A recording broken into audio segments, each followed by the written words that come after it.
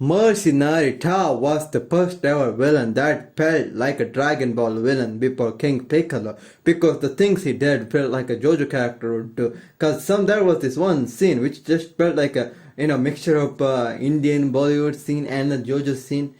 And that is when there was this one guy who shoot these bullets at the back of the Mercenary Tao, and Mercenary Tao, instead of like dodging it or doing anything that is like such a better move to do for him, he just throws his flipper at his back. That flipper, while it's on the air, blocks that, and that bullet bounces up from the slipper to that guy. And not only that, that slipper comes back towards, like, because it also kind of bounces up because of the bullet coming towards it, so that both bounces up and that slipper comes towards his foot, and then he just wears it and just keeps on going like nothing happened.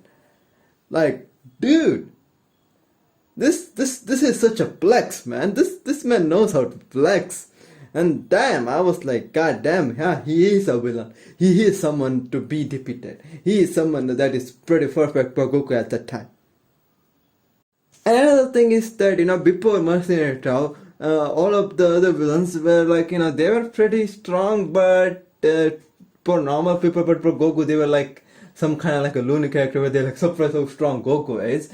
But, there was General Blue, who was kind of like a villain before Mercenary Tao, and he was like pretty persistent, he was like a kind of like a psychic and did a little bit number on Goku. Even though Goku can beat him more easily, he was pretty persistent, you think that he died, but somehow he comes back. He was like strong, kind of strong compared to the other characters that were before him. He felt like someone that is somewhat of a villain. And true villain, but somewhat of a villain. And as he kept on being persistent and kept on like not dying, and there was this one thing where you think that this man would die, he comes back out of it, and then you think that you'll have another arc of him with Goku.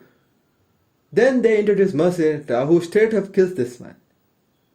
Like, that's how powerful, like that's how they introduce this man. Like, god damn, man, this dude is that strong at the time. He was shown that strong.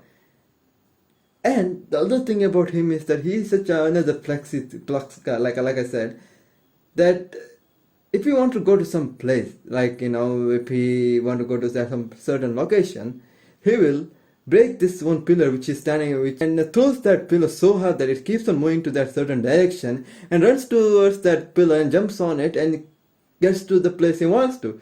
While that pillar is keep on moving while he's standing on top of that. And he looks so sick.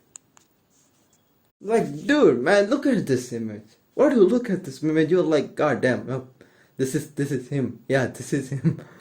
Like, if he was introduced in any other anime, he would have been somewhat like a bigger menace than. I mean, I don't like to compare him to other character, but he was like the pretty strongest human at the time. Like, he didn't even feel like human. He did some stuff that didn't feel like human. I mean, there are a lot of characters that doesn't feel like human, but you don't expect this from a villain at that time, because you didn't think that they would be this strong. This flexing strong, Cause at first when they had the tournament arc, they all looked like this. They were not villain, but someone like in the opposition, but they all looked like this. And someone else's special move was, ow! I've got some trickies too.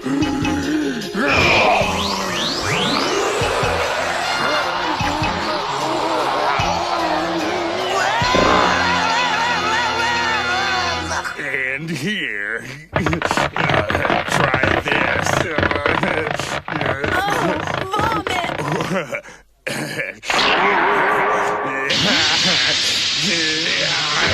Smelly finger!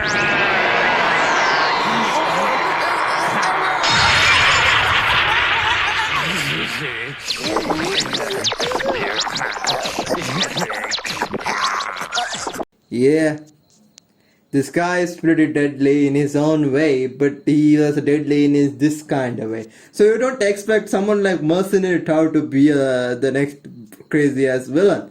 And he felt like a Dragon Ball villain because of all the things he did.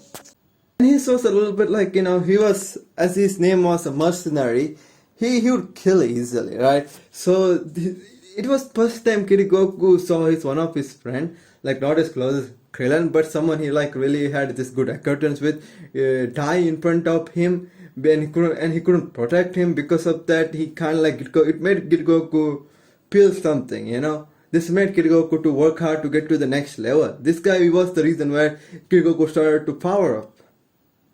So, you know, he was that important of a character at the time.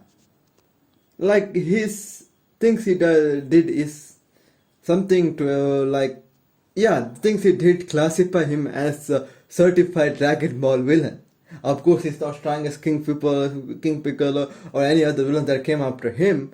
But before them, he was that guy. You know, that's why he was so interesting at the time.